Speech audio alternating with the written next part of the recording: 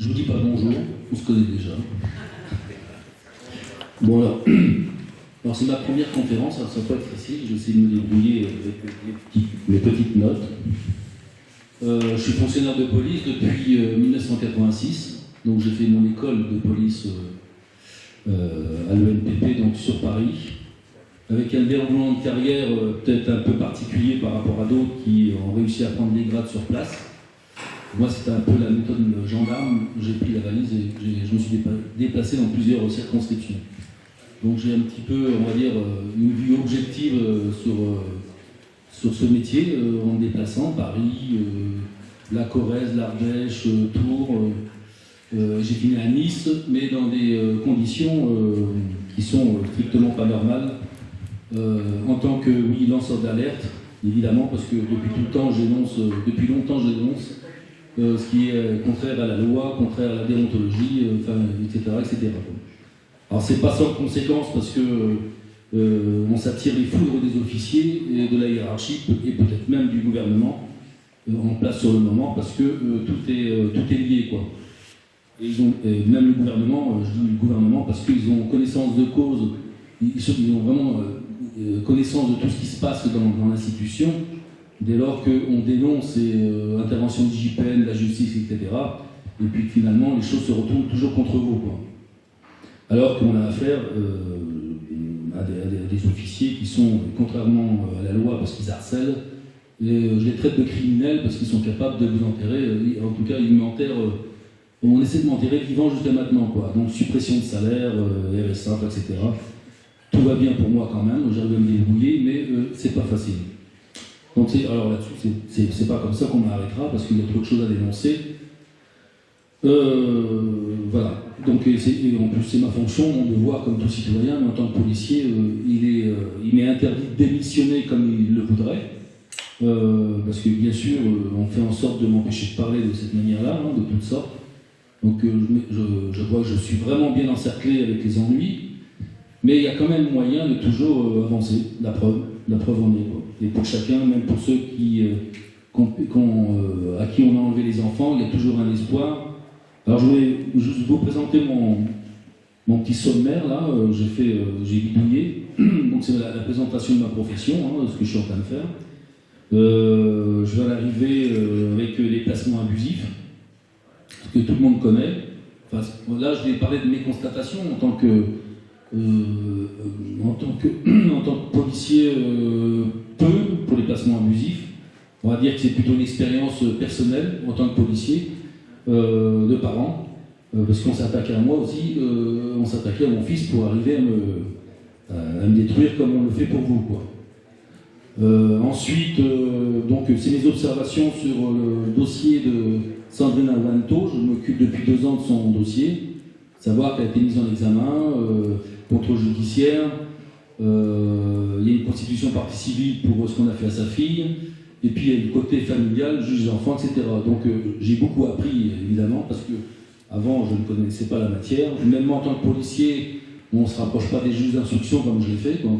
Donc déjà dans mon affaire personnelle, j'ai traité 2 dossiers en instruction, donc j'ai commencé à me spécialiser, entre guillemets, et avec Sandrine, j'ai continué dans ce domaine-là, et ça marche très bien. Alors on s'attaque quand même à des juges, on ne gagne pas, on ne récupère pas l'enfant pour autant, comme on le voudrait, bien sûr, surtout quand il y a une mise en examen, j'en parlais tout à l'heure, ces modes de ficelage qui sont opérés donc, sur les gens victimes, sur les parents. Donc ensuite, je vais parler des conséquences de ces placements, que vous connaissez, mais je parle vraiment de mes observations, des fois que ça pourrait apporter quelque chose. Et puis, après, je vais parler des parents résistants, que nous sommes tous, et des pièges qui sont à éviter, quoi. Donc comment être un peu plus costaud face à tout ça, quoi. Donc je parlerai de la mise en examen, avec son contrôle judiciaire.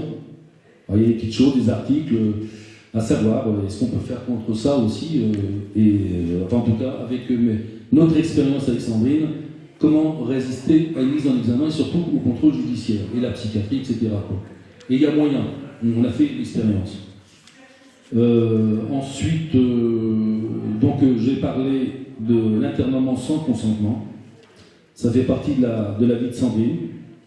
Donc j'ai tout épluché récemment. Donc quand on lit ça, j'en ai fait des écrits, effectivement, c'est plus qu'horrible, parce que quand on s'attaque à une personne comme ça aussi longtemps, et on le fait à pas mal de personnes, on est là pour la détruire et finalement la tuer, quoi. Et puis j'en arriverai à des solutions, hein, c'est pour garder l'espoir de ce qu'on fait. Il y a forcément des solutions, même face à un système, enfin, c'est ce que je vois. Je suis très étonné de voir qu'il y a certaines clés dont personne ne parle, même de certains juristes, les avocats, c'est évident. Je pense que j'en fais une conclusion quand même, c'est qu'on cache tout, quoi. Entre les juges, c'est évident, les avocats, c'est presque évident, mais il y a des gens qui se disent juristes ou des groupes qui travaillent dans le bon sens apparemment, mais je découvre des choses dans le droit, dans le droit civil, où finalement il y a quand même des choses à faire qu'on ne fait pas, quoi. Alors les parents en général s'y appliquent pas évidemment parce qu'il faut pouvoir rentrer dans ce juridique. Et voilà, donc j'ai l'impression, alors c'est en toute modestie bien sûr, j'ai l'impression d'avoir trouvé quelques clés, et si jamais il n'y a pas de souci, vous me posez des questions ou vous me contredisez si je suis à côté de la plaque, mais j'ai l'impression, alors c'est que des pistes que j'amène, hein, c'est pas non plus une certitude à 100%, mais quand même je suis étonné de découvrir ces quelques articles qui nous obligent quand même, suite à un jugement, un placement ou ce qu'on veut, d'y réagir immédiatement face au juge. Et ce qui n'est pas fait, quoi. Ce que je constate autour de moi, ce que j'ai pas fait avec Sandrine à l'époque, il y a un an. Pourquoi? Parce que je ne connaissais pas non plus. Et alors, on va dire depuis 6 mois, je découvre quelques modes opératoires pour contrer ces fameux jugements qui sont complètement illicites, quoi. J'aborderai, oui, comme tu as dit Christophe, l'histoire des exceptions d'unité, dont j'ai fait l'expérience comme le fait Emmanuel, et qui, pour moi, ne sont pas fructueuses, mais après, on a le code de procédure civile qui parle de ces exceptions d'unité. Donc là aussi, il réagir immédiatement pour anéantir ces fameux jugements faits illégalement, déjà d'une part, mais après, vous avez plein de choses à retirer en vice de procédure, vice de forme, vice de fond, etc. Donc pour vraiment annuler ces jugements. Et il y a un moyen de le faire. Donc dans tout ça, je pense qu'on passe à côté de certaines choses. C'est presque une certitude pour moi.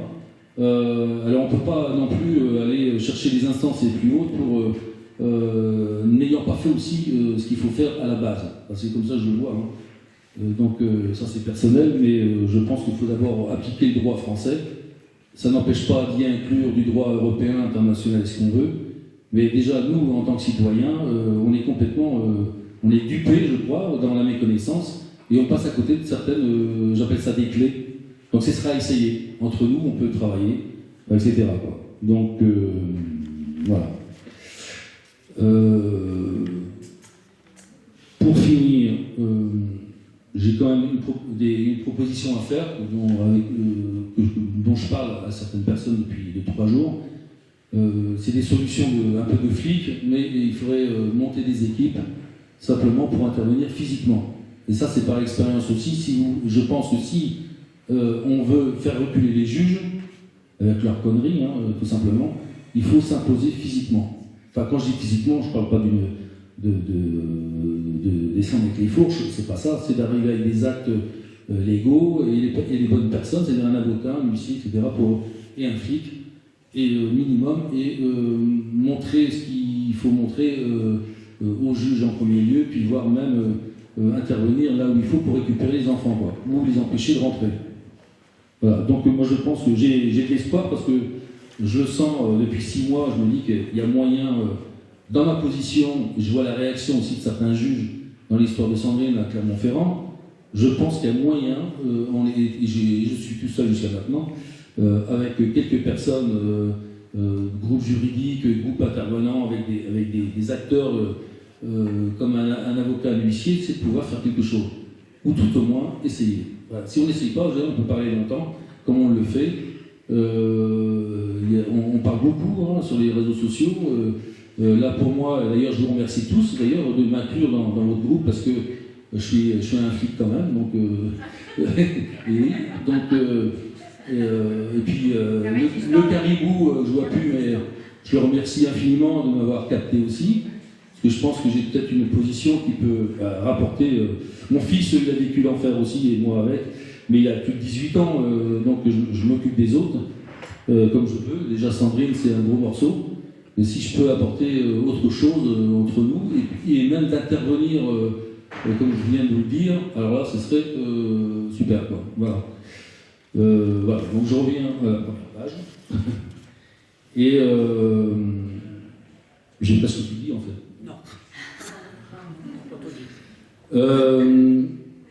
Je vous ai présenté ma carrière aussi, l'histoire personnelle à travers mon travail. On s'est confondu, l'histoire familiale en tant que flic, et puis bien d'autres personnes, évidemment. On essaie de détruire quand on veut vous atteindre. Alors, lanceur d'alerte, probablement déjà à cette époque-là. On est en 2009, je suis arrivé en Ardèche. Et c'est surtout qu'on a voulu me faire rentrer dans une fameuse franc-maçonnerie, que j'ai refusé tout de suite, mais spontanément. Il dit qu'il a refusé, mais c'est pas vrai. Hein. Non, j'ai vraiment écarté du revers de ma main. J'ai dit, laisse-moi ça tranquille. Je n'ai pas besoin dans ma vie, quoi, et c'est évident. Et on m'a dit, en réponse spontanée également, que je ne me ferai jamais d'amis en Ardèche. Bon, mais tout ça, j'avais oublié sur le moment. Et puis, il m'est arrivé plein de situations curieuses, ça devenait du harcèlement. Le temps que je comprenne, il faut 2-3 ans, quoi. Mais dans le harcèlement, de genre, là, j'ai compris aussi que dans ces années où on vous harcèle vraiment, et qu'on finit par s'attaquer à votre enfant, moi, il y avait 8 ans et demi, on peut parler de complot, si vous voulez, enfin, de mise en scène pour arriver à salir mon fils comme ils l'ont fait, et forcément m'atteindre, et même en perdre la garde éventuellement, etc., ou me faire partir, quoi. Donc on s'attaque à votre famille, je pense qu'il y en a qui le vivent, qui l'ont vécu, c'est que quand on cible quelqu'un, c'est aussi en premier lieu s'attaquer à vos enfants, à votre famille d'abord, en général votre femme ou le contraire, mais on s'attaque à vos enfants, quoi. Et jusqu'au point de vouloir les placer. C'était mon cas. La chose a approché, j'ai pas compris, mais heureusement, l'avocat qui m'a quand même escroqué a poussé un coup de gueule. Donc j'ai échappé belle. La suite, je ne peux pas la deviner, je ne sais pas comment j'aurais pu réagir face à ça. Mais on est vraiment dans cette Ardèche, et il y a d'autres coins de France qui sont sûrement pareils. Maintenant, même mieux, je pense que c'est vraiment généralisé ce que j'ai connu en Ardèche. Là, on est dans les années 2009 à 2015. Et d'ailleurs, j'ai fait des observations au juge d'instruction, parce que j'ai amorcé, moi, à partir de fin 2014, un harcèlement de mon boulot, dénonciation calomnieuse contre la directrice d'école, donc qui était contre mon fils et contre moi, bien sûr, avec un signalement, etc. Et puis, il y a vraiment une collusion, moi j'appelle ça une mafia départementale, enfin, je l'ai dénoncé au juge d'instruction. Donc on a vraiment une entraide, enfin, tout est programmé. C'est comme maintenant, ce qu'on peut voir, c'est que ça part de moi dans la police, donc déjà harcelé, et les services sociaux approchent, l'éducation nationale, les services sociaux, et puis la justice. Donc la justice qui a des choses à se reprocher aussi à ce moment-là, un procureur en personne, qui après mes conclusions, après ma plainte, j'ai fait un complément de plainte, peut-être coïncidence, mais enfin ce procureur, un mois après, était parti aux Antilles. Voilà. Donc, et ça se passe souvent comme ça d'ailleurs quand vous dénoncez aussi dans la police que en justice ou dans les services publics, ils effacent les traces, quoi. Celui qui est mis en cause, alors ça sert de dire la vérité, la preuve, c'est qu'on on les déplace comme les juges, quoi. Donc ils partent. Alors, je vois l'exemple pour Sandrine, pareil, il y a 2 juges d'instruction qui ont été déplacés. Il y a eu des actions faites un peu plus dures de notre part, l'inscription de faux huissier qui a déposé une sommation interpellative sur le bureau d'un juge des enfants à Clermont-Ferrand. Donc ça ébranle quand même le système, donc tout seul, voilà. Donc je pense que si on se réunit vraiment, c'est là qu'il faut garder de l'espoir, on va retrouver les enfants. C'est comme ça que je pense vraiment agir par cette force-là, quoi, avant tout. Alors oui, je regarde mon programme, la collusion entre des institutions contre les parents, c'est évident. On a toutes les administrations qui sont en parfaite cohésion pour abattre les parents. Placer les enfants, ce que vous voulez, enfin bon, et c'est vraiment une persécution. Parce que là, on est toujours dans le droit, discuter entre nous, avec eux, et on est dans la persécution, tout simplement, quoi. Ça n'existe pas en droit, quoi. On ne peut pas tricoter là-dessus, on devrait normalement, humainement et sauvagement, réagir autrement, quoi. Alors on ne le fait pas, on est quand même civilisé, mais on ne peut pas enlever les enfants comme ils le font, quoi. Il faut que ça s'arrête. Les placements abusifs, voilà, j'y arrive. Donc, il y a on reçoit des ordonnances sous jugement, des jugements en faux. Alors, vous le connaissez, tout ça, c'est les absences du contradictoire, les délégations de l'autorité judiciaire à l'ASE.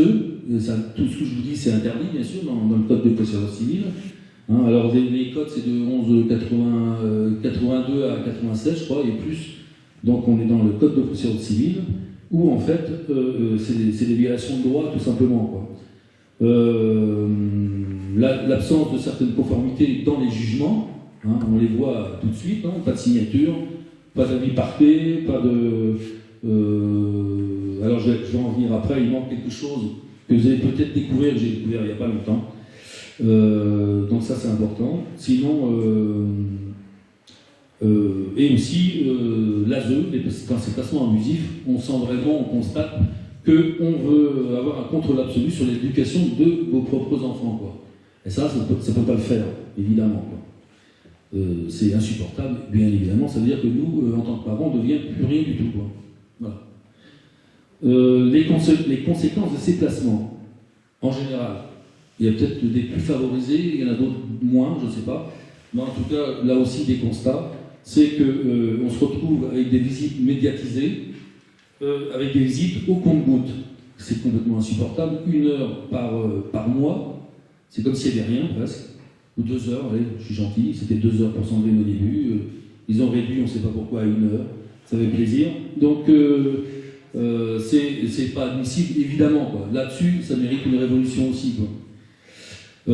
Alors, le constat, c'est qu'on va vers des coupures de liens que des parents connaissent. Hein, c'est pas des coupures. Quand je dis des coupures de liens, c'est par sanction, moindre prétexte, une vidéo. On sanctionne, un juge des enfants sanctionne donc le parent et on coupe les liens. Quand je dis qu'on coupe les liens, c'est qu'on coupe toute correspondance, toute communication. C'est-à-dire que déjà c'était au compte-gouttes pour les visites médiatisées, mais on se retrouve avec plus rien, plus de contact. C'est-à-dire que l'enfant a disparu, tout simplement. L'objectif de l'ASE, c'est évidemment d'emmener l'enfant vers une adoption. Alors, on ne sait même plus ce qui se passe, les années passent, et voilà. Donc c'est la révolution pour ça aussi, ça vaut le coup. Voilà, donc alors on va savoir quand même que on a un principe, c'est du lien parental. Le lien parental est inaliénable, donc on peut pas le défaire. Ça c'est on monte jusqu'à la Cour européenne, droit international, et finalement on ne peut pas couper les liens entre parents et enfants, quoi qu'il se passe. Hein, même s'il y a besoin d'aide pour certains, peut-être, mais non, voilà. Alors en droit, certains ne le connaissent pas, j'ai remarqué, on en discute. Il y a là le droit international, il y a la CIDE, moi j'appelle ça la CIDE, mais il y a des droits qui sont très bien faits au niveau international, l'article 9, 18, etc. Donc interdiction de détruire les familles comme ils le font. On le retrouve aussi à la CEDH, mais je trouve qu'à la CIDE, on va vraiment, c'est ciblé pour l'enfant, c'est fait pour ça. Donc tout ce qu'on nous fait, c'est complètement interdit par le droit international. Européen, évidemment. Hein, donc on a l'article 8, par exemple, de la CEDH, qui interdit toute destruction de famille, comme ils le font, par exemple. Et après, en droit français, alors comme je vous disais tout à l'heure, c'est en code de procédure civile, ça part du 1181, 82, à peu près, et suivant. Donc on a tout ce qu'il faut pour batailler avec ces gens-là, avec le droit, quoi, normalement. Alors les pièges, je parle des parents résistants, c'est-à-dire que ce qu'on est tous, forcément, qu'on s'expose à ces institutions, on s'expose à quoi? À des choses graves, tout simplement, pour simplement avoir répondu à une justice inopérante. Donc, diffuser des vidéos, d'avoir fait un rassemblement, d'avoir manifesté, ça c'est beaucoup dire parce que j'ai pas vu de manifestation pour les enfants, mais n'empêche que ça gêne. Alors, les pièges, j'ai mis ça, ouais, éviter les pièges, les condamnations, évidemment, parce que quand on s'expose, et de droit presque d'aller dire ce qu'on a à dire, parce que votre enfant, il faut absolument déjà le voir, et puis peut-être l'emmener chez un spécialiste, et puis qu'il vous retourne la situation contre vous en créant une infraction pénale qui n'existe pas à la base. Il faut absolument, c'est ce qu'a fait Sandrine, elle a filmé. Et donc avec des conclusions, donc elle est partie avec sa mère en 2021, donc en correctionnel, en plus du reste, en plus de la coupure des liens, alors ça fait triple peine, on va dire, s'est retrouvée en correctionnel à Clermont-Ferrand pour des violences en réunion. Donc ce qui n'a pas marché, j'ai fait des conclusions là-dessus, par-dessus une vidéo, et elle s'en est bien sortie, et sa mère pareil, quoi. Ce qui veut dire qu'on peut faire des choses, des actions, mais il faut absolument se protéger. Enregistrer, se filmer, et il y a s'exposer, oui, mais il faut le faire vraiment intelligemment pour ne pas se faire piéger, parce qu'ils attendent que ça pour vous enfermer, quoi. Ou vous faire condamner avec du sursis, mais on sait très bien que le sursis, il peut y avoir une deuxième condamnation, ils finiront par vous enfermer, quoi. Éviter toute commune. Alors ça, c'est du vécu aussi, parce que dans les services sociaux, en 2013, je les ai vus arriver là, au milieu de mes vacances avec mon petit, je partais, et les services sociaux m'écrivaient. Alors c'est vrai que les services sociaux, on voit les textes en première page, ils sont là pour nous aider. Ils sont là pour nous aider. Sauf que, franchement, moi, flic, au milieu d'une bourgade de 13 000 habitants, on était 50 flics ou 60, là, franchement, j'ai passé un très mauvais été, quoi, parce que j'ai senti ce qui m'arrivait. Par la suite, j'ai vu, mais les services sociaux arrivent, ils arrivaient, c'était au milieu des vacances, alors moi j'ai donné un coup de fil pour dire je ne peux pas vous recevoir, je pars en vacances, donc on verra au mois d'octobre. Mais sympa, quoi. J'ai dit que je ne comprenais pas pourquoi ces services sociaux m'approchaient, et voilà. Sauf que après dans mon profil, on m'a bien profilé, oui, avec ce qu'il faut, pour faire valoir comme quoi j'étais dangereux, etc. Et puis ce jour-là, pour dire surtout que j'avais gueulé au téléphone, etc. Enfin bon, bref. Donc tout ça, c'est des mensonges. Et pour tout le monde, il faut éviter de parler, de répondre au téléphone. Ça s'est répété pour moi en 2019, parce que j'ai eu 3 vagues comme ça contre moi et mon fils, et à Nice aussi, puis après même à Poitiers, où je me suis réfugié chez moi pour finalement recommencer la même, sauf que la 3e fois, j'ai dit je ne réagirai à plus rien du tout. Donc pas d'expertise psychiatrique, pas d'investigation judiciaire à partir de la maison, et plus rien. Et voilà. Donc il faut éviter. Alors j'ai répondu à plus rien du tout, c'est-à-dire que si vous répondez au moindre coup de fil que j'ai reçu, par messagerie, des services sociaux, de tout le monde, c'est foutu parce qu'ils peuvent tout inventer derrière. Il ne faut absolument pas répondre, il faut écrire. Alors écrire c'est très bien, c'est-à-dire que ça vous fait déjà pour vos dossiers de la matière, parce que s'il n'y a rien, on ne peut pas vous défendre, mais au moins vous montrer que, il faut rester correct évidemment, etc. Mais que par écrit, c'est clair. Sinon on se fait piéger. Donc c'est facile de dire, d'envenimer, de transformer ce qu'on a dit, d'un moindre coup de fil, et après, ça y est, ils montent leur dossier, eux, par contre. Ils font des rapports. Ce que je reproche d'ailleurs par rapport à la police ou la gendarmerie, c'est qu'au moins, même s'il y a des faux de faits, vous signez en bas de votre page les auditions, etc. Eux font tout ce qu'ils veulent et vous n'avez même pas connaissance. Donc, c'est un monde extrêmement dangereux, évidemment, et tout le monde suit. Alors, on peut tout dire sur vous, jusqu'à vous enfermer, vous interner, etc. Donc, c'est grave.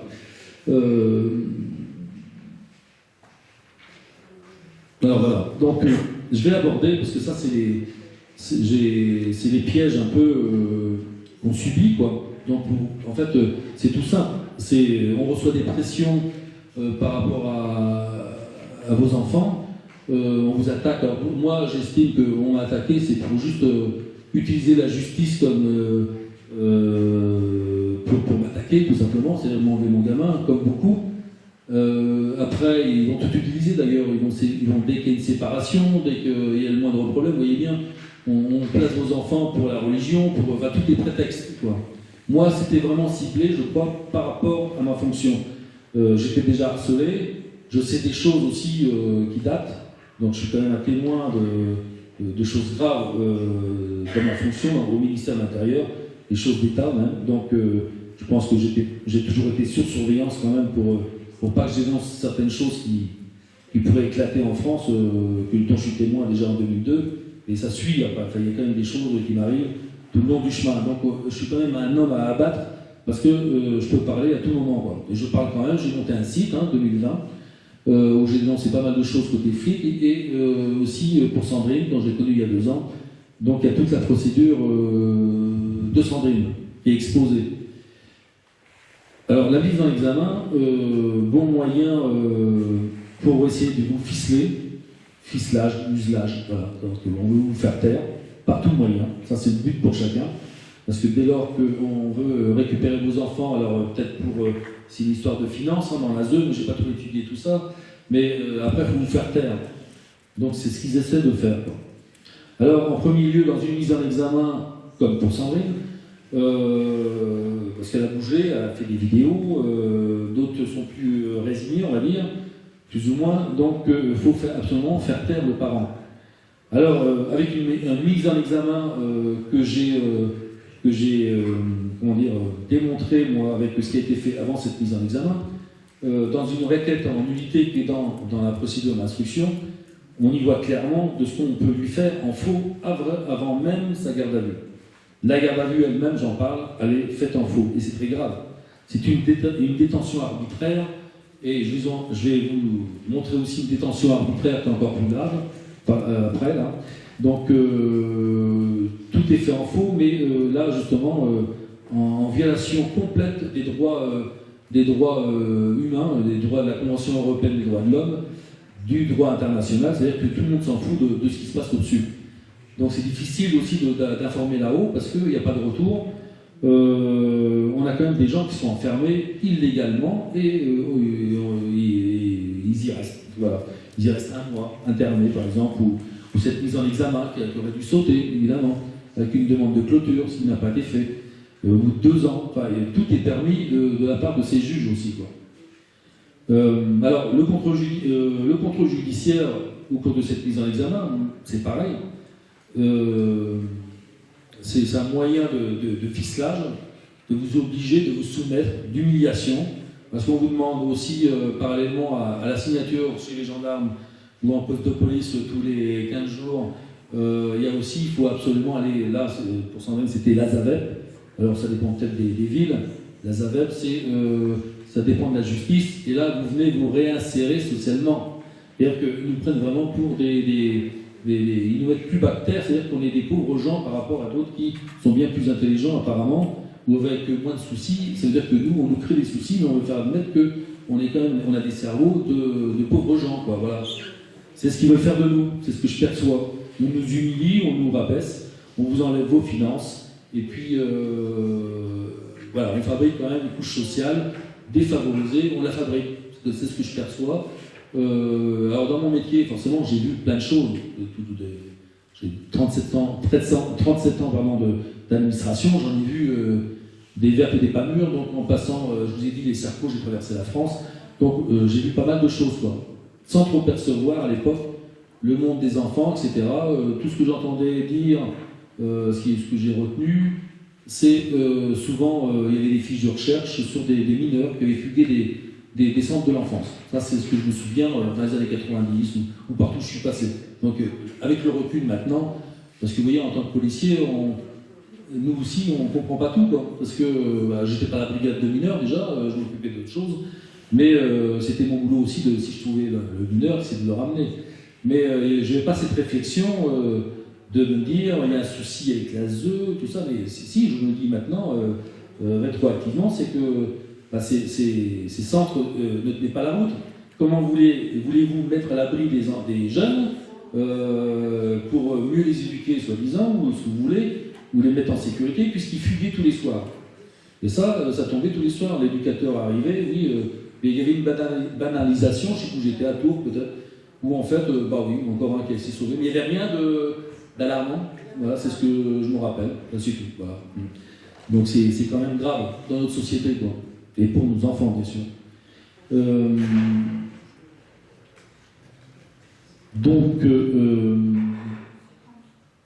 Alors, oui, il y a le contre-judiciaire, donc on ficelle au mieux les gens de cette manière-là.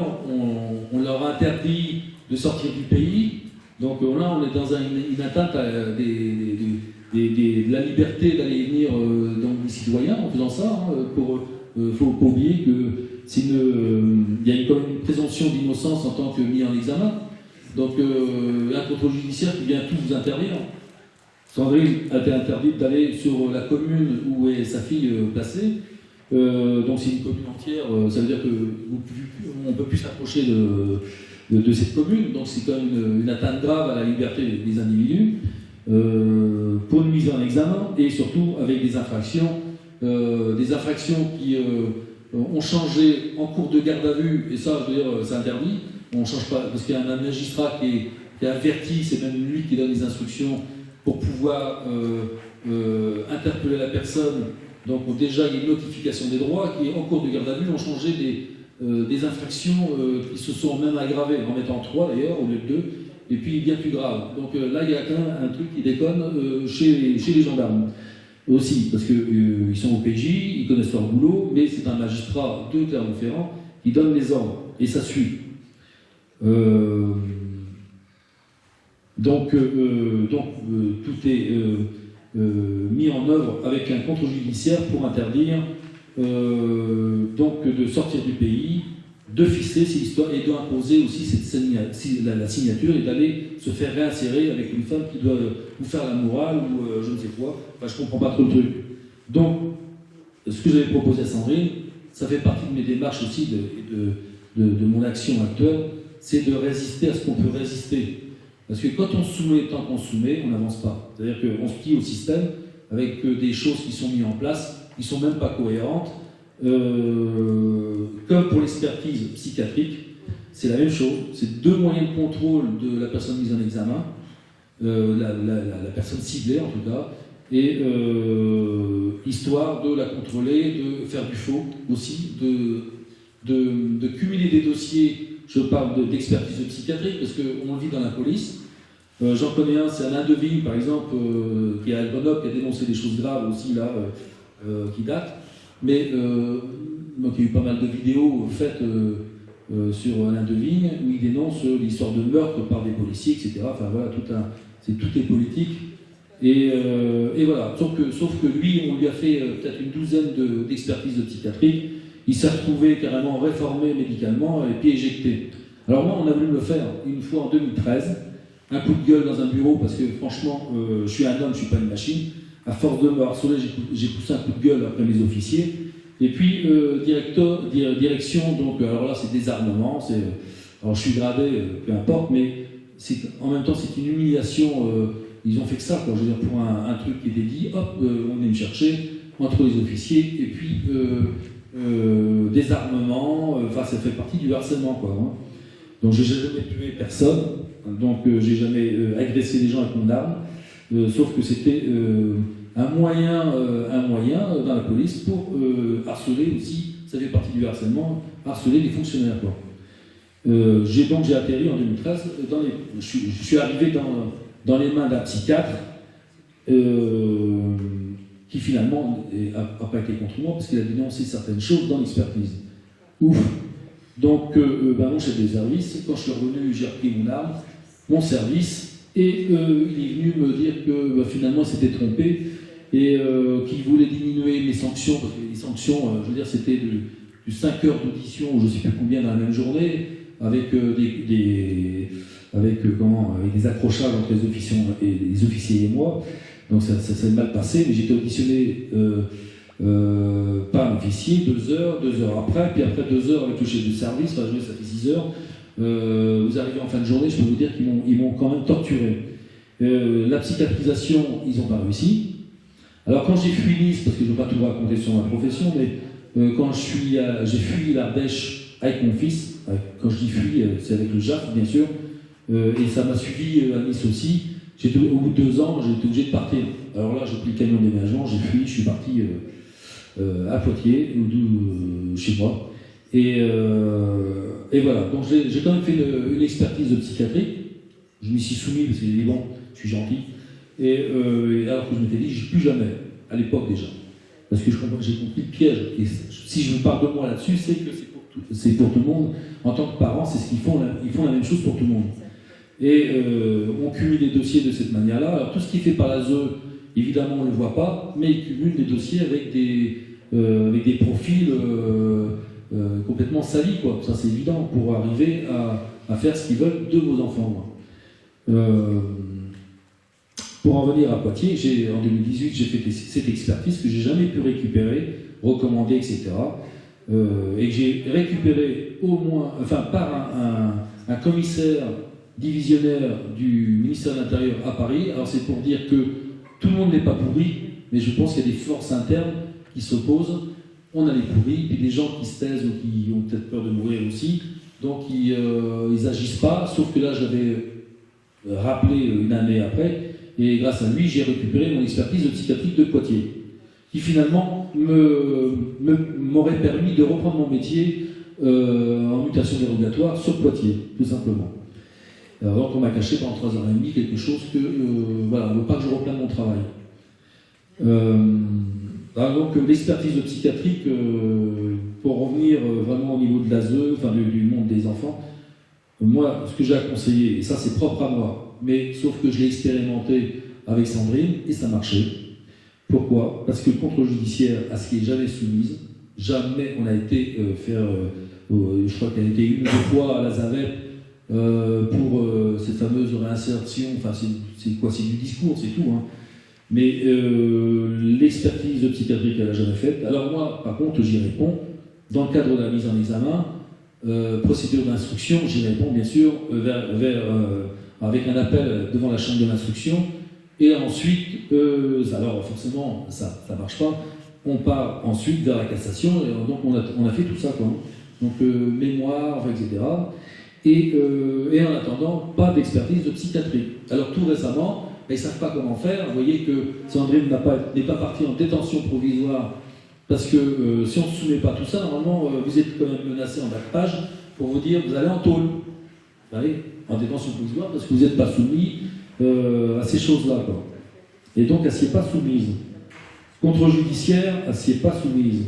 Et récemment, pour dire que ça, c'est des petites notes, et je vous l'apporte parce que ça veut dire que la résistance, c'est que ça marche un peu. Je ne dis pas qu'elle n'a pas récupéré sa fille, mais ça marche parce qu'il y a une modification du contrôle judiciaire où elle a retrouvé tous ses droits, sauf de se rendre sur le lieu de placement de sa fille. Mais elle a récupéré tous ses droits. Plus de signature, plus de machin, plus de tricotage, et c'est une avancée. Alors ça ne se fait pas du jour au lendemain, ça fait 2 ans. Mais il y a une avancée. Et voilà. L'expertise de psychiatrie, alors oui, c'est ce que je voulais dire. Donc le fait de ne pas vouloir, là pareil, chambre de l'instruction, cassation, et puis rien de depuis. Sauf que la juge d'instruction a trouvé un moyen, c'est de réunir elle a récupéré un dossier médical de Sandrine pour finalement demander à un juge d'instruction de faire son analyse sur les pièces médicales en main. Donc pas de Sandrine, juste des pièces où tout peut être fait n'importe comment aussi, quoi. Mais ça veut dire aussi qu'ils ne savent plus quoi faire pour arriver à leur fin. Ça, c'est un signe d'avancée, de victoire. Enfin, pour moi, vous voyez, je suis optimiste, mais il faut se battre. Ça, c'est clair. C'est clair. Donc, je voulais rajouter un mot sur l'expertise de psychiatrie. Si ça vous arrive, il y a moyen d'y répondre aussi, parce que vous n'avez pas l'obligation à vous y soumettre. Alors ça, c'est ma propre analyse. Attention, parce que je pense avoir raison, mais toujours à 95%, parce que peut-être qu'il y a un autre article que je n'ai pas vu, etc. Mais j'en ai fait l'expérience, et avec des recherches, bien sûr. Il faut se référer à l'article 606, 47-1 du Code de procédure pénale, qui est combiné avec l'article 706-47. Pour l'histoire de Sandrine, c'est tout simple. Alors on a voulu l'obliger avec du faux, avant même sa mise en examen, une infraction qu'on a voulu lui créer et qui n'a pas fonctionné, parce qu'ils ont tout étouffé avec une plainte qui allait aboutir finalement pour le viol de sa fille, avec un gendarme qui a voulu faire son boulot, donc audition, expertise de la petite, et puis audition de la petite. Et un magistrat, on connaît le nom, il a récupéré ces fameux dossiers, même le dossier qui était contre Sandrine, pour une diffusion de photos à caractère pornographique. Alors, Sandrine a fait qu'une chose.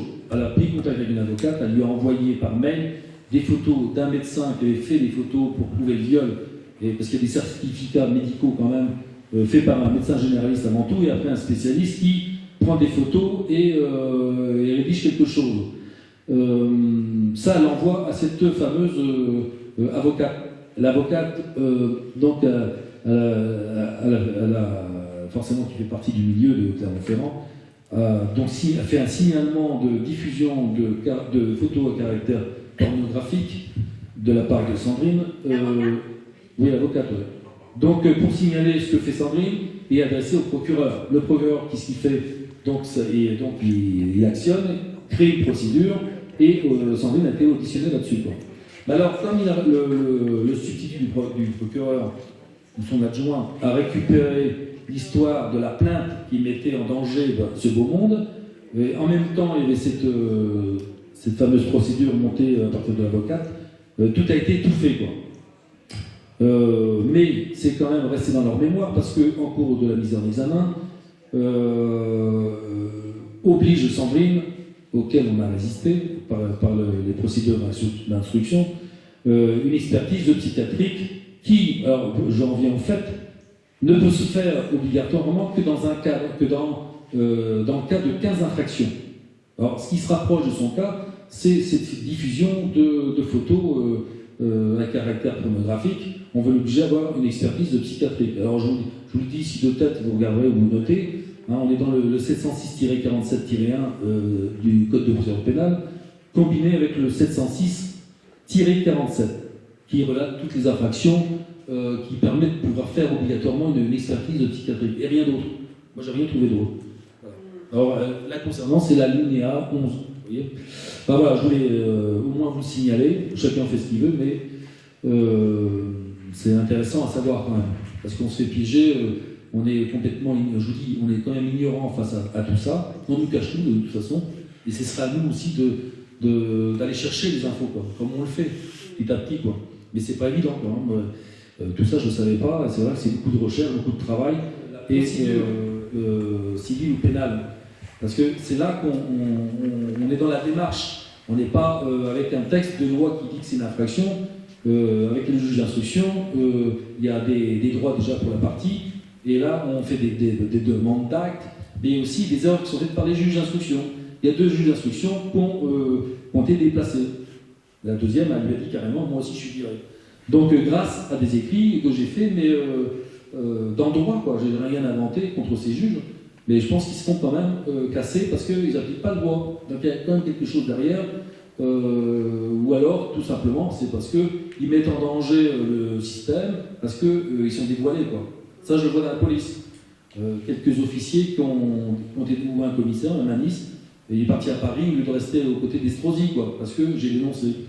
Alors, c'est vrai que je m'attaque à quand même des gens qui peuvent être dangereux, peut-être, j'en sais rien, mais je fonce. Il n'y a que ça.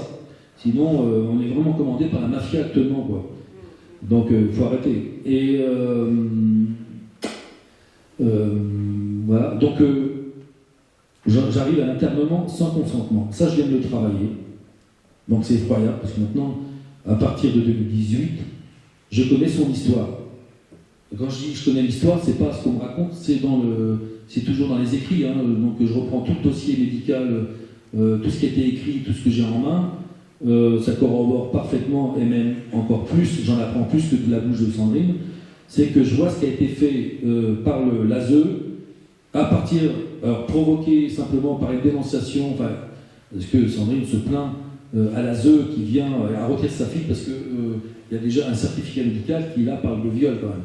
Enfin, je veux dire, de soupçon, on va parler d'un médecin généraliste qui fait un certificat médical, donc la première des choses, c'est bien évidemment faire constater puis faire agir la justice. Sauf que, au contraire, ça devient un danger pour tout le monde, à Clermont-Ferrand. Donc, certificat médical qui est donné à l'ASE qui vient la harceler chez elle parce qu'elle n'emmène plus sa fille à l'école. Elle a 4 ans, à l'époque, 2018. Donc elle a 4 ans, on est en fin d'année, on est au mois de mai, juin même, quand ils viennent. Donc ils viennent à domicile, lui demandent simplement ça, et Sandrine, on va dire, fait l'erreur, évidemment, mais bon, Sandrine essaie de s'en sortir, elle appelle le secours, l'ASE, les gens qui s'occupe déjà de sa fille, enfin qui s'occupe, sa fille est avec elle, sauf qu'il y a quand même une AMO là-dessus, enfin, etc. Donc viennent lui dire la menace de ramener la fille à l'école. Voilà, donc il y a plusieurs choses qui font que d'un seul coup, elle se retrouve avec les flics à la maison, l'ASE, et tout par la force. Et sans jugement. C'est-à-dire que le jugement, elle découvre, après un internement de plus d'1 mois, dans sa boîte aux lettres, une copie sans notification. Vous voyez bien que tout, enfin, c'est fort. Ils ont bien eu raison de faire ça parce qu'on se prépare à autre chose maintenant contre ces gens-là. Et les flics et les chers collègues, pareil.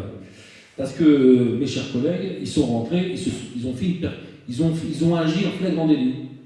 Ils viennent chercher la petite par la force, et en fait, tout ce qu'ils font dans le domicile, dans l'appartement, c'est un vrai flagrant délit dans leur action. C'est-à-dire que arrachage de la petite de ses mains, violence sur la mère, sur la petite, perquisition, hein, tout est permis. La perquisition, c'est du flagrant délit, bien sûr, on n'est pas dans un mode de placement, ce que l'on veut. Donc perquisition des champs pour chercher le permis de vaccination, les fringues et tout ça, avec l'ASE, enfin je veux dire, les flics font ça. Donc c'est du vol, c'est carrément du vol, avec une violation de domicile. Et on commence là sur une détention arbitraire, menottage, je connais mon métier, l'article 803 du Code de procédure pénale. Alors je l'ai relu bien sûr parce que je voulais voir ce que ça disait. C'est-à-dire que quand vous menotez quelqu'un, en plus dans ce cadre-là, il n'y avait pas lieu bien sûr, à la vue du public, des voisins, etc., menotter dans le dos 2 hommes costauds sur une femme comme Sandrine pour l'enfourner dans une ambulance, avec le préfet qui attendait en bas et son adjoint. Voilà, en tenue. Donc, on n'y comprend plus rien, quoi. Donc, je pense que c'est vraiment, franchement, politique. Ça le devient, quoi. Et donc, tout ça, on démarre sur une détention arbitraire. Alors, quand j'en arrive maintenant à l'internement sans consentement, alors là, ce que je vais vous dire, c'est pour chacun, parce qu'on est tous exposés à ça à tout moment, bien sûr, quand on est dans la résistance. C'est soit la tôle, avec une condamnation, moi, ils me l'ont fait, parce que j'en reviens à moi un petit peu, c'est pas très grave, mais quand même, j'ai mon honneur, ma dignité. Là, ils m'ont flingué cette année-là, c'était en 2019.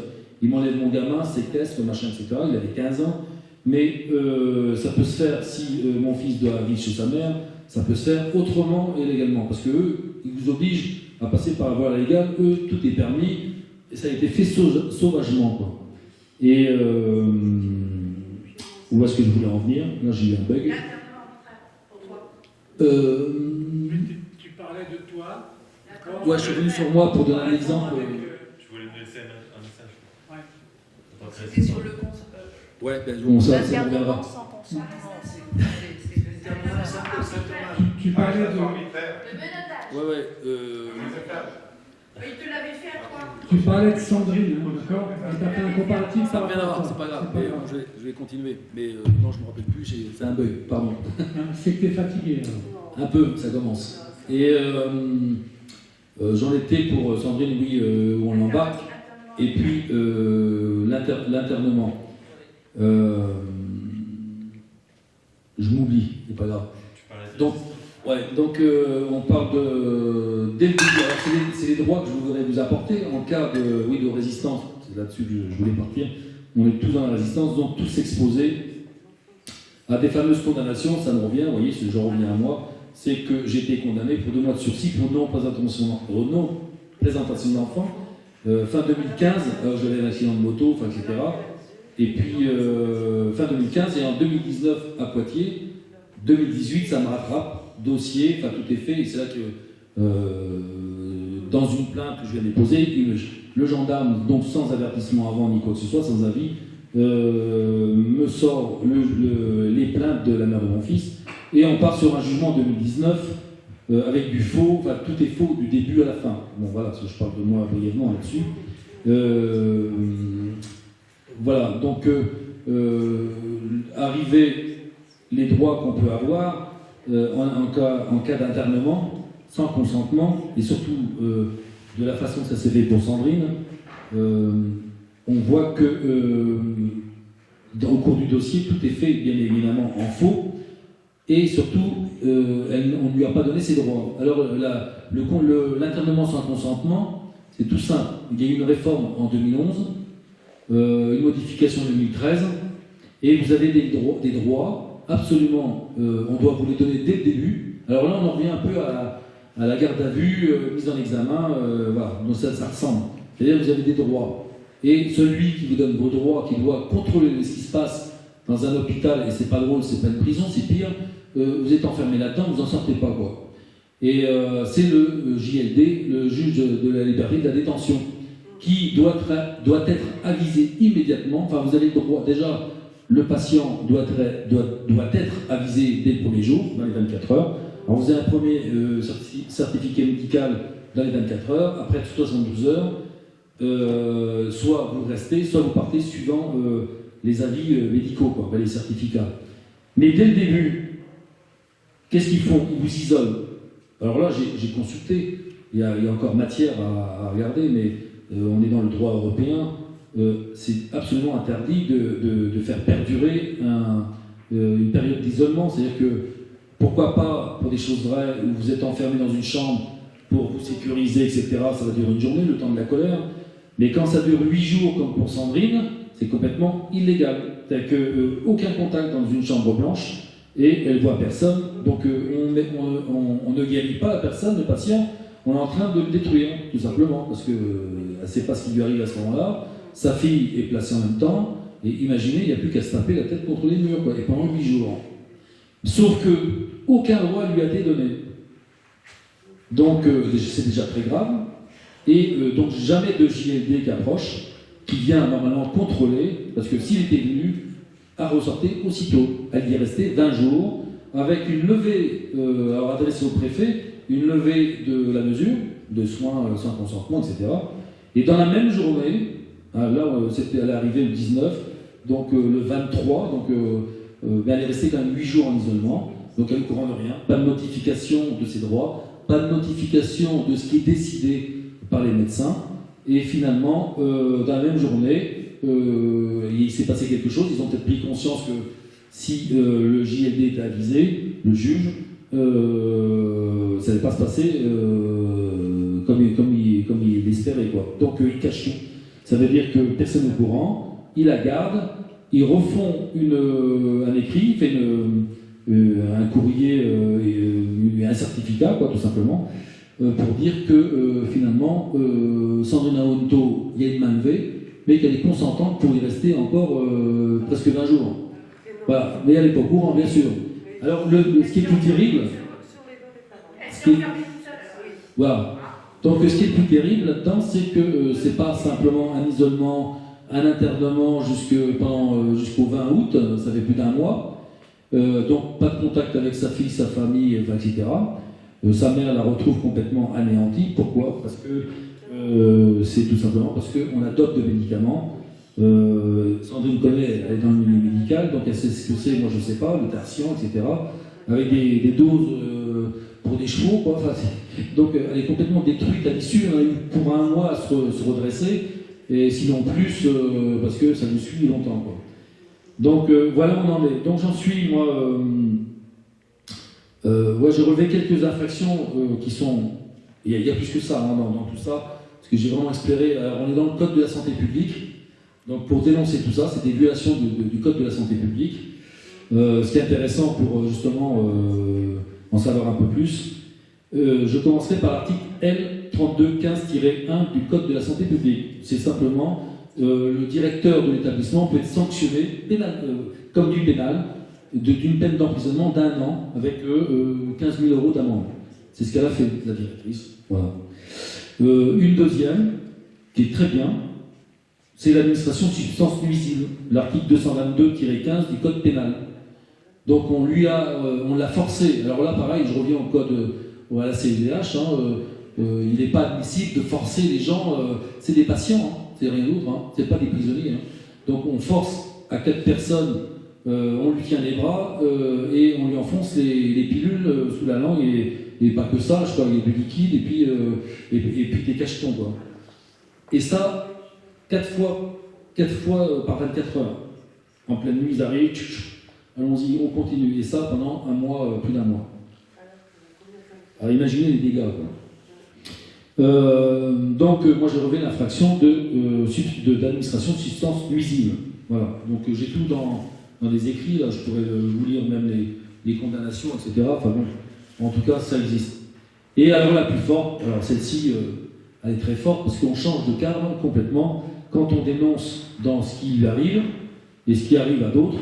C'est l'article 432-4 du Code pénal. Alors je vous le dis quand même parce que cette infraction est géniale, parce que tout le monde est enfermé pour 30 ans, tout simplement. C'est pas mal, non? C'est ça la révolution. Il faut inverser la tendance. Parce qu'eux, ils nous enferment, et maintenant il va falloir... je dis pas qu'on va les enfermer 30 ans, mais il faut leur mettre dans la gueule, et puis avec la force, même de groupe, j'allais dire physique, oui aussi, mais vous voyez, il faut quand même se redresser, quoi. Donc, je vous le dis quand même, le 432-4 du Code pénal, et là ça concerne aussi bien les flics que le monde hospitalier, etc., etc. Alors forcément, moi l'infraction je vois, c'est escroquerie au jugement en bonne organisée, enfin il y en a plein d'autres. D'ailleurs, j'ai marqué, pour votre information, je relève 15 infractions au pénal pour Sandrine dans son dossier. Alors son dossier c'est que 2018, hein, parce que 2018, on est en 2023, ça continue. Hein.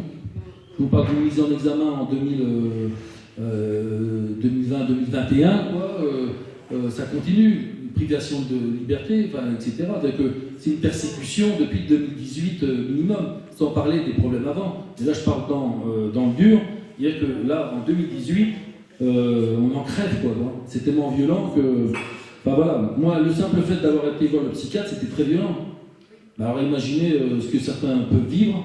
Quand on est enfermé, on enlève le gamin et tout ça, on a fait des choses, moi aussi, par rapport à mon fils, mais là, c'est démesuré pour ceux qui subissent tout ça, quoi. On doit crever même à la fin, quoi. On n'en peut plus, quoi. Et donc, 15 infractions au code pénal pour juste l'affaire que je suis en train de vous raconter de 2018, internement, etc., enfin, violation de domicile des flics, enfin, etc., etc. C'est pas mal, 15 infractions, dont une que je vais vous dire, qui est très forte. Concernant la CEDH, je ne monte pas plus haut, j'en compte, j'ai cru marquer combien 8 violations du droit européen. 3, 5, 6, 7, 13, 14, 17, article 1 du protocole numéro 12 de la CEDH. Enfin, voilà, donc il y a tout ce qu'il faut pour montrer quand même qu'ils abusent un peu. Oui. Voilà. Ouais, je vais le lire. Non, je voulais quand même passer là-dessus pour montrer que la gravité des choses. Le 432-4 du Code pénal. Alors, le fait par une personne dépositaire de l'autorité publique ou chargée d'une mission de service public, l'ASE, agissant dans l'exercice ou à l'occasion de l'exercice de ses fonctions ou de sa mission, d'ordonner ou d'accomplir arbitrairement un acte attentatoire à la liberté individuelle et puis de 7 ans d'emprisonnement. Alors, concernant l'internement, parce que j'ai eu une petite hésitation quand même, pour moi c'est une détention arbitraire, mais j'ai quand même vérifié, et ça l'est, parce que c'est peut-être un internement, mais on tombe dans le cadre de la détention arbitraire. Comme peut l'être une garde à vue, hein, voilà, c'est vraiment dès lors que vous êtes privé de votre liberté, ça devient grave, on n'a pas le droit. Sauf des exceptions, forcément. Flagrant délit, si on chope quelqu'un qui vient de faire tuer quelqu'un, il faut l'enfermer, quoi. Enfin, voilà, quoi. Et je continue, et c'est là que ça devient très intéressant. c'est que lorsque l'acte attentatoire, donc de privation de liberté, consiste à une détention ou une rétention d'une durée de plus de 7 jours, alors vous comptez pour Sandrine, je ne sais pas, 21, 22 jours, je ne sais plus, la peine est portée à 30 ans de réclusion criminelle. Mais tout est parfait, sauf qu'on a affaire forcément, je parle des juges, des procureurs, évidemment qu'on n'est pas sûr de gagner, mais il y a quand même de la matière. Il faut la poser, cette matière, pour montrer ce qu'ils viennent de faire. Au moins, la vérité est dite, ce qu'on n'a pas eu le temps de faire jusqu'à maintenant, et ça va se faire dans peu de temps, c'est-à-dire toute l'histoire de Sandrine va être étalée au grand jour grâce à ses plaintes, à tous ses écrits, quoi qu'il se passe au bout, mais à un moment donné, il va bien falloir que ça éclate au grand jour, quoi, réellement, quoi. Déjà, ça le fait quand même. Maintenant, il y a des gens qui sont connus sur les réseaux sociaux, donc les choses sortent quand même, c'est déjà ça, quoi. Et puis, bon voilà, c'est une belle infraction, donc mes collègues sont enfermés, les médecins, l'ASE, le service gardien, 30 ans, tous derrière le grillage, et on va les voir après, on leur apporte des oranges si on veut, mais ils n'arrivent même pas, donc voilà. Je m'en amuse un peu, ça me fait du bien, parce que c'est tellement très lourd que voilà. Donc après, dans cette histoire de tout ça, de détention arbitraire, il y a quand même, faut regarder le code de l'organisation judiciaire. Alors c'est l'article L141-1 du code de l'organisation judiciaire. L141-1. Alors là, on met l'État face à ses responsabilités. Il ne faut pas l'oublier, lui. D'ailleurs, le déni de justice, etc., on dépose plainte contre l'État pour ce qui se passe, pour ce qu'il laisse faire en dessous, c'est-à-dire les juges, les procureurs, etc. On dépose plainte contre l'État. Après, il y a plein de choses à faire dans le droit. Moi, je découvre plein de choses. Il y a tellement de choses à saisir et à expérimenter aussi pour voir comment on avance. On en est dans cette phase-là pour l'instant, quoi. Alors, l'État est tenu de réparer le dommage causé par le fonctionnement défectueux du service public, de la justice. Et la responsabilité est engagée de l'État pour des fautes lourdes ou un déni de justice. Ça, c'est donc à inscrire dans votre plainte. Vous demandez à l'État de vous faire, de réparer ce temps perdu. C'est-à-dire que c'est plus que du temps perdu. Vous êtes enfermé pendant je ne sais pas combien de temps illégalement. Donc, et je vous rassure, parce que si l'État paye, à mon avis, ceux qui sont en dessous, je parle des flics, je parle de tous ceux qui ont fait du faux, à mon avis, ils trinquent quand même un peu, quoi. Parce que quand l'État doit payer, vous réparez votre préjudice, il faut que d'autres payent de dessous, on ne le sait pas, mais ils sont peut-être virés, etc., quoi. Mais dans une histoire comme ça, il est mêlé le Conseil de l'ordre des médecins, alors je parle, et forcément il y a le procureur en premier lieu, le procureur général, etc., on envoie où on veut, mais ce qui est concerné, c'est l'ordre des médecins, donc ça doit aller secouer un peu si on envoie là-bas aussi, et l'IJPN. J'y ai goûté, l'IJPN en tant que victime, ils sont venus, ça va très vite. S'il y a un procureur qui dénonce, il est obligé, l'IJPN pour ce qui s'est passé à Clermont-Ferrand, par exemple, ça, j'y ai goûté en tant que victime, je veux dire, dans les 3 jours qui suivent d'une plainte, l'IJPN est dans le commissariat. Alors ça, je les ai vus. Alors après, ça se passe autrement, parce que moi, ils ont orienté comme ils voulaient pour sauver la tête de certains officiers, quoi. Ça, c'est autre chose. Mais il n'empêche qu'ils descendent. Donc ça met le branle-bas quand même dans le système, dans toutes les institutions. Ça, c'est le but, il faut les secouer tant qu'on peut, sans rêver de 30 ans de tôle ou de récupérer les enfants tout de suite. Mais à force de les secouer comme ça, c'est ce que je fais moi depuis pas mal d'années, flic ou juge, et ben ça marche. Donc imaginez si on fait ça un peu dans cette directive-là, dans cette action, moi je pense, j'y crois vraiment. Ouais. On va dire que j'ai expérimenté les choses depuis plusieurs années, et si on était vraiment dans une dictature fermée et impénétrable, je pense que j'aurais pas pu faire ce que j'ai fait jusqu'à maintenant. C'est-à-dire qu'ils sont quand même frileux, ou il y a peut-être aussi des amis là-haut, j'en sais rien. Mais il se passe des choses. Ah ben, 2 heures.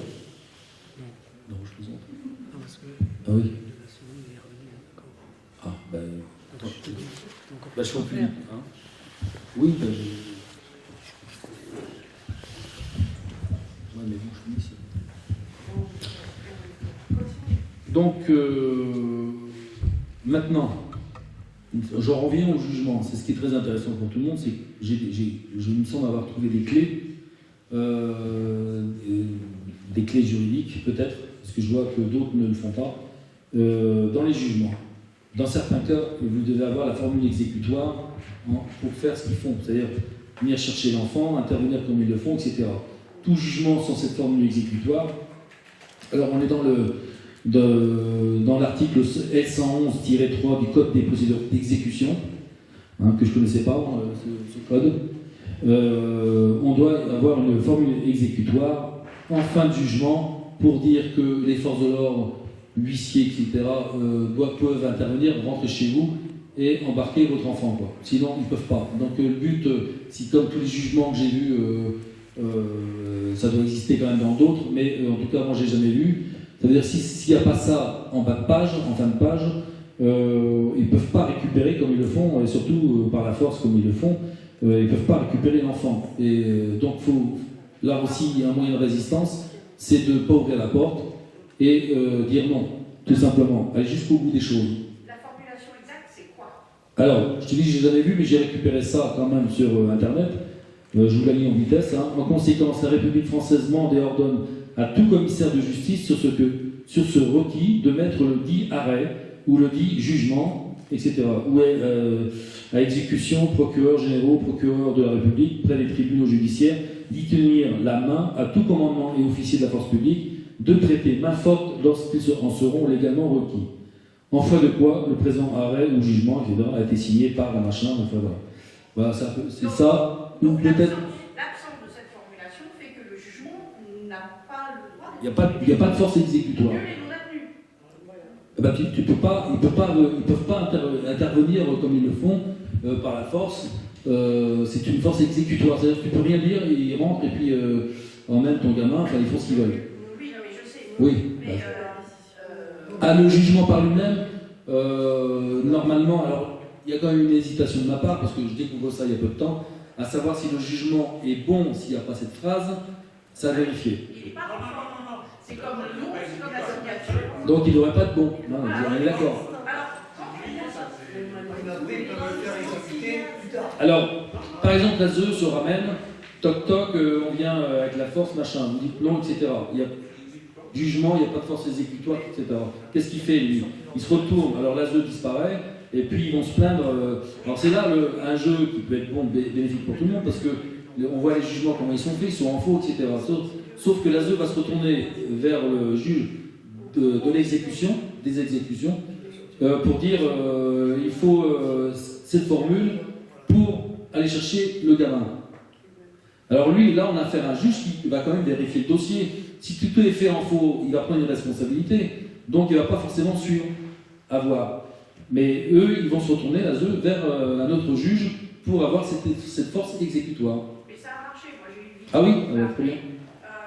Les policiers étaient là, la ZEU était là, ils ont demandé s'il y avait le document, et ils n'avaient pas que ça marchait. Ils n'avaient pas bien évidemment le jugement, puisqu'ils ne font pas la et ils sont revenus le lendemain, mais entre-temps, les parents s'étaient barrés avec les enfants en disparu. Voilà. Ça a marché, mais c'est miraculeux. Hein. Ah ben non, mais faut, de toute façon, comme j'ai dit tout à l'heure, moi, on est dans une action et avec le droit, de résistance, parce que vous voyez bien qu'en face, ils s'en foutent du droit, ils contournent, ils nous ont habitués à, enfin nous dans l'ignorance, à faire des choses, quoi, illégalement. Et on s'y est habitué, on n'a pas vu, quoi. Et donc, il faut revenir avec le droit, et puis résister quand on n'est pas dans le droit, quoi. Donc, Il faut informer de ça les futures victimes pour qu'elles sachent bah oui. comment réagir. Voilà.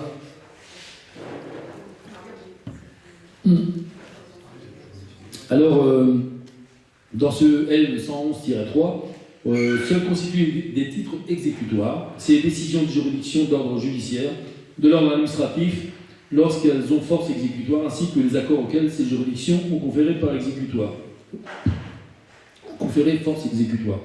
Après, quatrièmement, enfin, qui nous concerne tous, c'est les actes notariés revêtus de la forme exécutoire. Alors, si un huissier arrive avec, sans cette formule, c'est pas possible.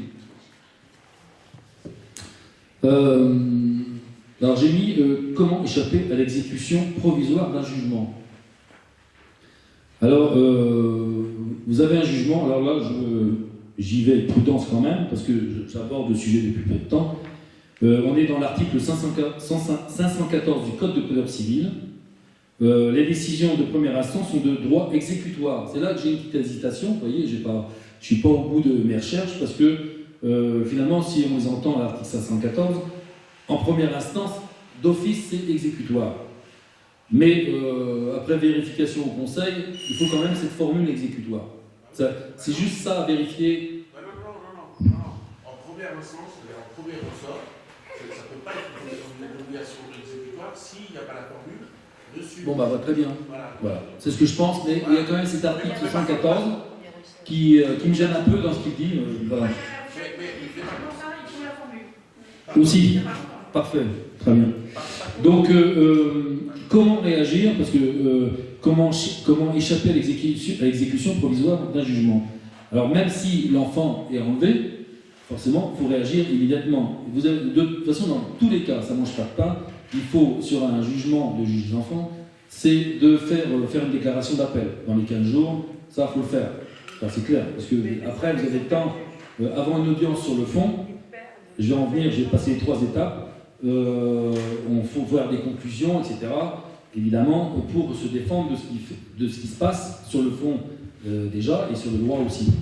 Mais à savoir que on vous enlève l'enfant, déclaration d'appel avant tout, obligatoirement. Et là, à partir de là, vous devez faire un courrier. Alors là, on est dans l'article 514-3 du Code de procédure civile. Et vous vous tournez vers le premier président de la cour d'appel. Le premier président, c'est pas la chambre des mineurs, c'est le premier président de la plus haut placé à la cour d'appel, premier président de la cour d'appel, pour lui demander d'annuler ce jugement. Alors j'ai la formule, lorsqu'il existe un moyen sérieux d'annulation ou de réformation et que l'exécution risque d'entraîner des conséquences manifestement excessives. Évidemment. On est dans l'excessif à 100%, donc il faut y aller à fond, quoi. Déjà, premier président de la cour d'appel à prévenir, enfin s'il demande d'annuler, demande comment c'est formulé, de saisir afin d'arrêter l'exécution provisoire de la décision. Donc ça, je suis sûr, moi, que plein de parents passent à côté de ça. C'est évident. On attend les conclusions au bout, machin, comme moi on a fait avant, enfin bon, voilà. Donc ça, c'est un élément en plus à saisir pour se battre dès le départ, quoi. Alors, savoir que l'article 502, là je reviens avant l'article 514, c'est que l'article 502 du Code de procédure civile dit bien « Nul jugement, nul acte ne peut être mis à exécution que sur présentation d'une expédition revêtue de la formule exécutoire. » Alors oui, l'article 502 le dit bien. À moins que la loi n'en dispose autrement. Voilà. Donc, je fais vite, Christophe. Rassure-toi, j'arrive à la fin bientôt. Les exceptions de nullité. Alors, on les a à l'article 112, à l'article 121 du Code de procédure civile. Alors, les exceptions de nullité, vous avez différentes formes. On a les vices de forme, vices de fond, et il y a moyen d'agir aussi sur ces vices qu'on retrouve immédiatement. Par contre, il faut que ce soit fait simultanément. Dénoncer, alors nous on l'a fait il y a peu de temps, dénoncer, je n'ai pas vu de texte pour dire où l'envoyer exactement, on l'a envoyé au procureur de la République. Pour dénoncer alors c'était carrément du faux intellectuel, carrément, donc c'est des vices de forme. Et je vous lis l'article 113 du Code de procédure civile. Tous les moyens de nullité contre des actes de procédure déjà faits doivent être invoqués simultanément à peine d'irrecevabilité de ceux qui ne l'auraient pas été. Ça veut dire que tout de suite, il faut réagir avec un vice de procédure adressé au bon endroit, au procureur. Peut-être qu'il y a une autre solution ailleurs, j'en sais rien, mais j'ai vu que ça, on l'a fait, on attend la réponse. Franck, mais dans ce cas-là... Il n'y a pas un délai de 72 heures pour agir ou quelque chose comme ça? J'ai pas vu. Non, mais je crois pas... Bon, après... Alors par contre, pour les vices de forme, à savoir, on les détecte, si c'est des faux ou des... Alors vices de fond, par exemple, il n'y a pas de nom du juge, etc. Donc c'est anéanti. Mais il faut l'adresser simultanément. Si on ne dit rien, et ça continue son chemin, quoi. Mais dans les vices de forme, il y a une obligation pour pouvoir annuler, anéantir donc, ce jugement, c'est l'acte, c'est d'amener un grief. Il faut, alors là j'ai une phrase, mais il faut prouver le grief que lui cause l'irrégularité. Là je pense à l'irrégularité. Ouais. Donc il faut montrer le grief qui est au bout. Donc forcément, Cat Sandrine, on lui coupe les liens illégalement, complètement dans tous les droits. Il n'y a plus aucun lien avec sa fille depuis 2 ans et demi.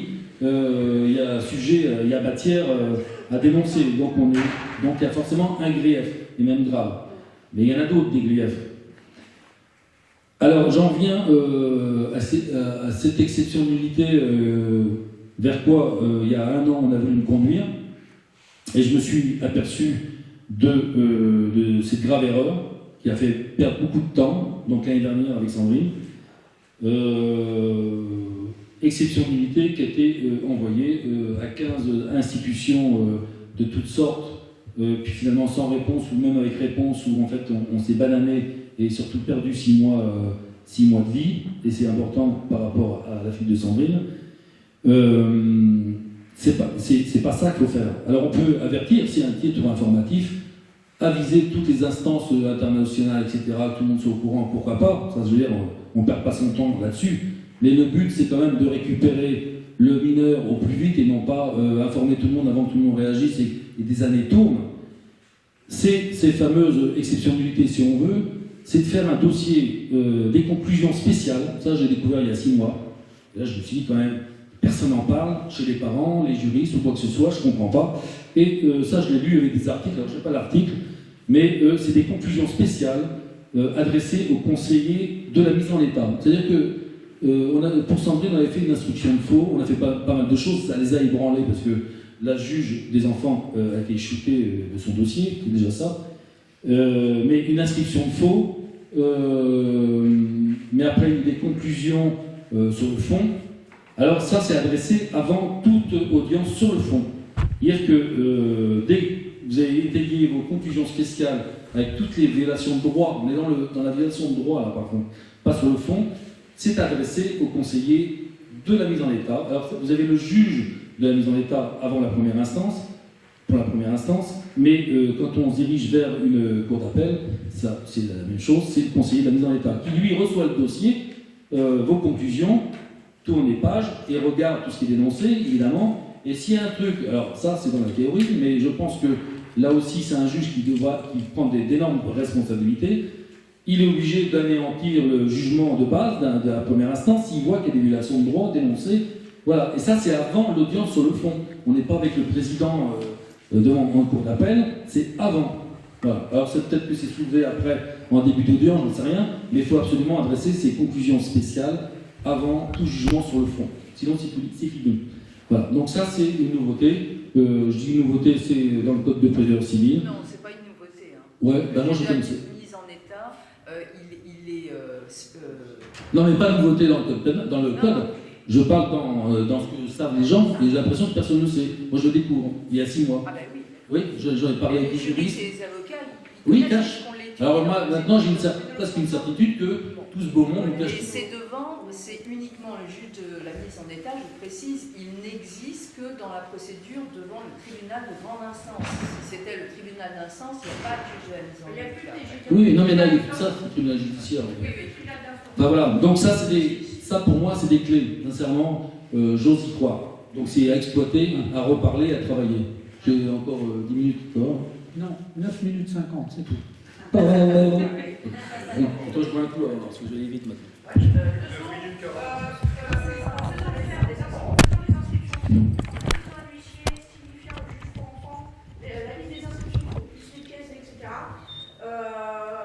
La juge s'est dessaisie parce qu'elle fait un truc énorme et elle savait qu'on pouvait faire des tracts, on n'a pas eu le temps de faire des tracts.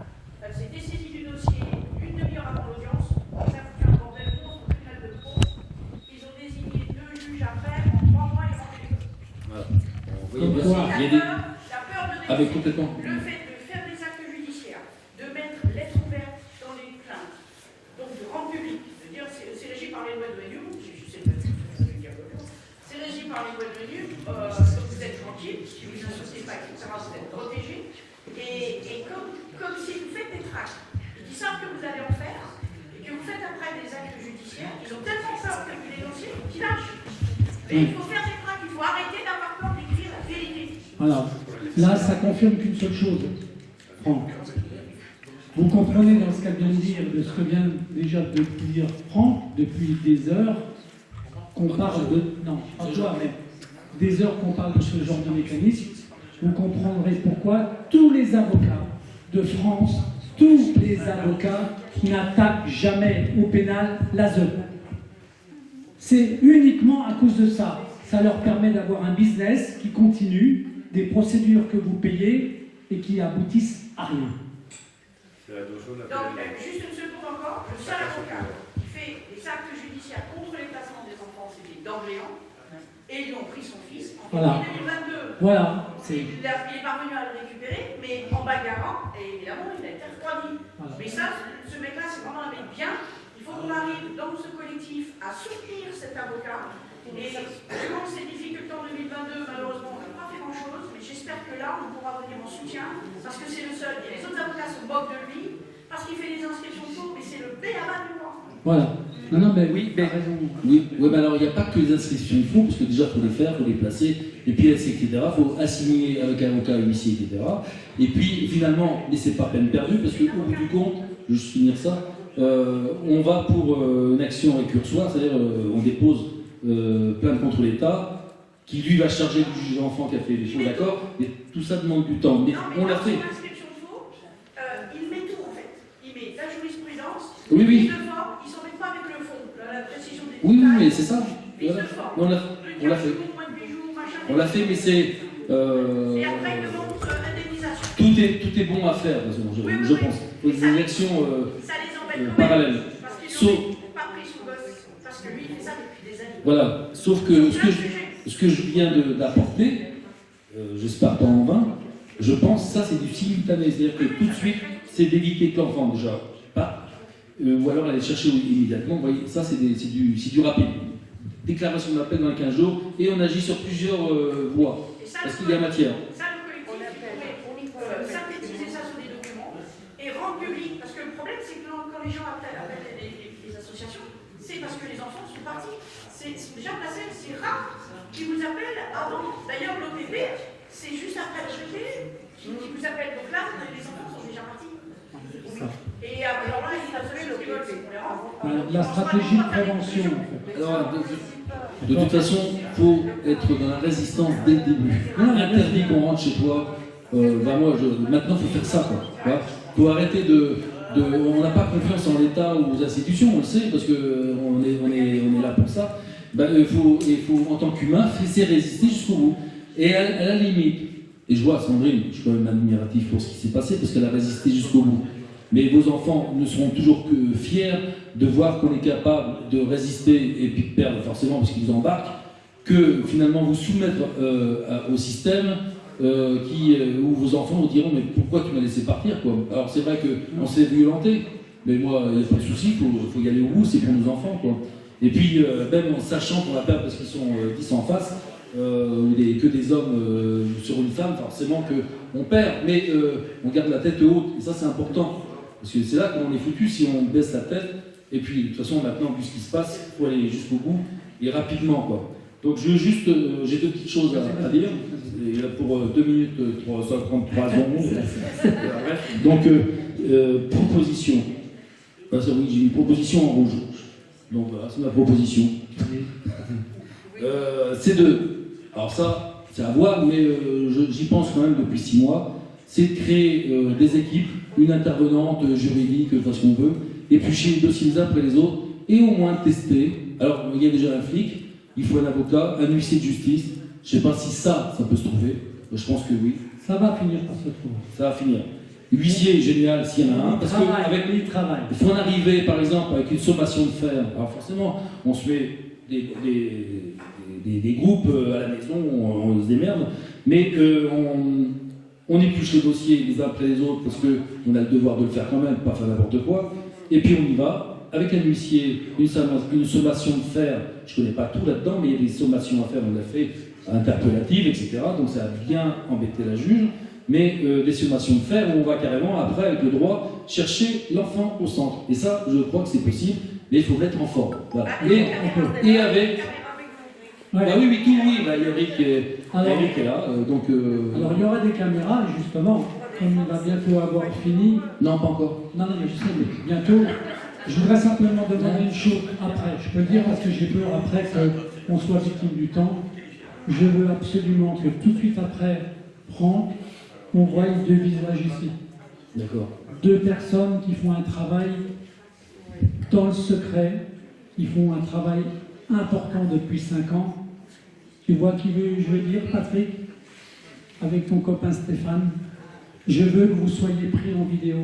Je veux que vous veniez parler 2-3 minutes, simplement pour dire ce que vous faites.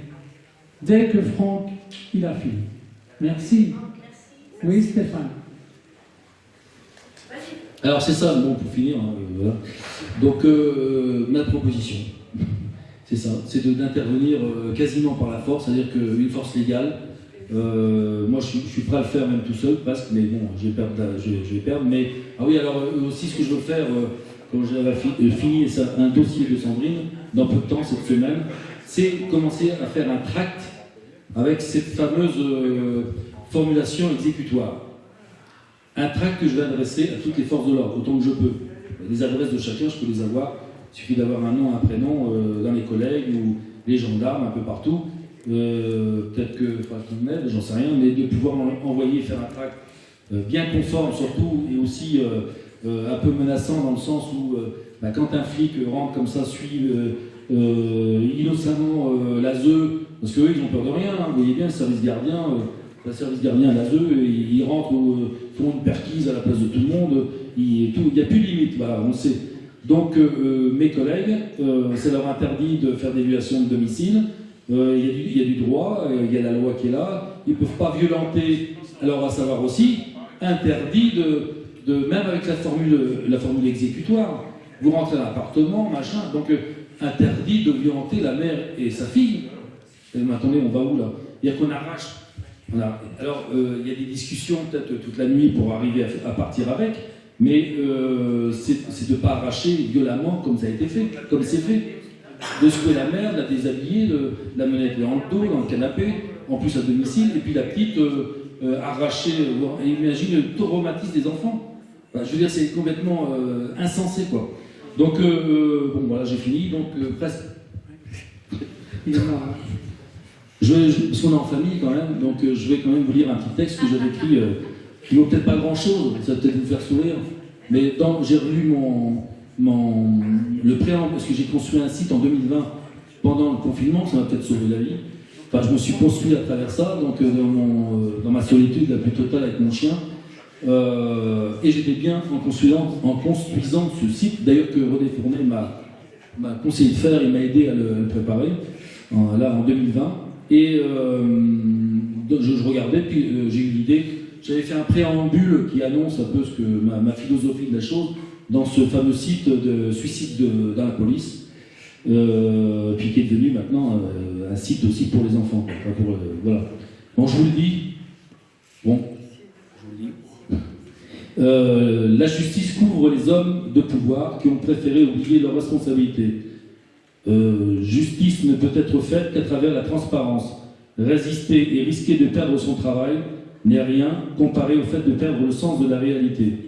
S'aventurer dans la jungle des mensonges, c'est perdre le goût de la civilisation et contribuer à la destruction de notre humanité. Que la vérité ne fasse plus peur, elle n'est plus en cause des représailles. Elle est lumière et salvatrice des maux que certains s'infligent. Voilà, c'est gentil pour eux. Mais Merci, Franck. Bon. Heureusement, si vous imaginez, si on avait 80-20% de flics qui seraient comme lui, ce que ça donnerait, l'ASE ne pourrait même plus travailler. il n'aurait plus de cheveux.